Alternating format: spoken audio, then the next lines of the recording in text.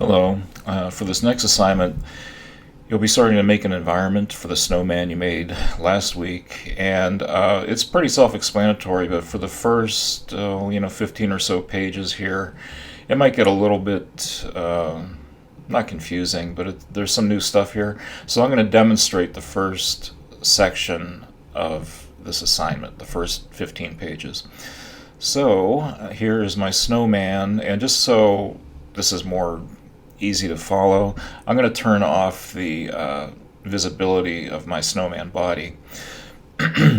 Now, again, I'm just going to go through the first part of the PowerPoint presentation, and you can follow along here. The first thing you're going to need to do is add a plane object. So make sure you're in object mode, click Add Mesh Plane, and then you will add a modifier to the plane. So remember, the way that we do that is the plane is selected in the outliner, and then we click this little wrench symbol, and we're going to add a modifier called subdivision surface. Okay, add modifier subdivision surface. And there's some parameters here, which I won't explain right now, but for this assignment, you'll click Simple, and then you'll set the levels viewport to 5. And then you have to hit this little drop-down menu to apply the subdivision. And nothing happens, but don't worry. So with the new plane selected, hit the Tab key, and that will go into edit mode. Now we're going to add another modifier, a displace modifier. So like, again, with the plane object selected, click the little wrench, add modifier, and it's going to be displace. Okay, and again, nothing will happen. All right,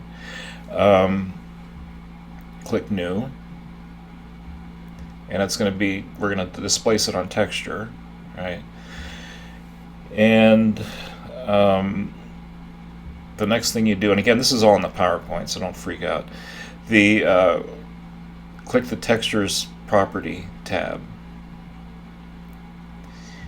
and what we're going to do is load a texture, into this object. So we'll click open, and a navigator opens up, and you can navigate to anywhere you want to. I'm in the correct folder. I'm going to select this JPEG image. Now, what JPEG image should you use? Well, you can really use any one. So I'm going to click open image. Here's my little froggies.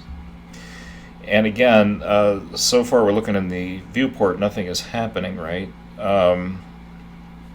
Click tab, pardon me, click tab to exit the, click tab to exit edit mode. And you'll see that the image has created this, whacked out texture on your object. And so, as directed in the PowerPoint, you will, adjust the strength of this placement. And the way to get back to that, there's a couple ways. In the outliner, well, the easiest way is just to click the little wrench, okay?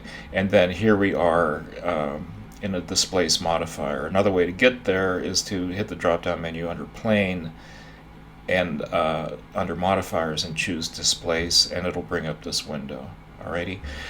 So what you got to do is adjust, and your image will be different than mine, so this is all different. So, but you adjust the strength of the displacement. So like if I click, hold, and drag over top of it, and I'll zoom out so you can see. So like I'm down to 0.2, and again, your results may vary. Okay, like depending on the image, the image will make the severity of the displacement different. But anyway, to adjust the strength, you'll adjust it here, and again, the way to get to the displace modifiers, you can click on the outliner or you can click on the little wrench here. Okay. All right, then the only other thing you got to do is with the plane selected, right click and shade smooth, and that will take you up to this page. I think it's page 15, and yeah, that was page 15, and then you can go on from there and follow the rest of the instructions.